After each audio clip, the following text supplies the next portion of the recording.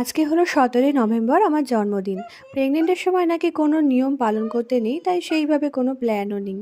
তো যাই হোক, আজকে সারাদিনটা আমার শুধু খেয়েই কাটিয়ে গেছে। তো কী কী খেলাম সেটাই তোমাদের সাথে আজকে শেয়ার করব। সকাল হয়ে গেছে আর এখন সবজি কেটে নিয়েছি চাউমিনের জন্য। এখানে বরমশাই আমার জন্য ডাব কেটেছে, ডাব খেতে ইচ্ছা করছিল বলে।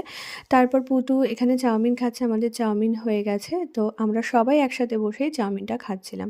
চাউমিনটা কিন্তু খুব সুন্দর খেতে হয়েছে। তো সকালবেলায় ডাব খেলাম, তারপরে খেলাম চাউমিন। আর দুপুরবেলায় নেমন্তন্ন ছিল, সেই জন্য আমি যাইনি সেখানে। আমার খাবার পাঠিয়ে দিয়েছে ডাল, মাছ, মাংস, ভাত, একটা সবজি, মিষ্টি এগুলো। দুপুরবেলাতে বর এনেছিল কেকের মানে পেস্ট্রি এনেছিল, কেক যেহেতু কাটতে নেই। আর শাশুড়ি মা এনেছিল বোঁদে আর মিহিদানা, যেটা আমি খুবই খেতে ভালোবাসি।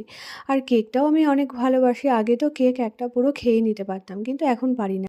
তো যাই হোক, সারাদিন আমার এইভাবেই এই সব খেয়েই দিন কেটে গেল।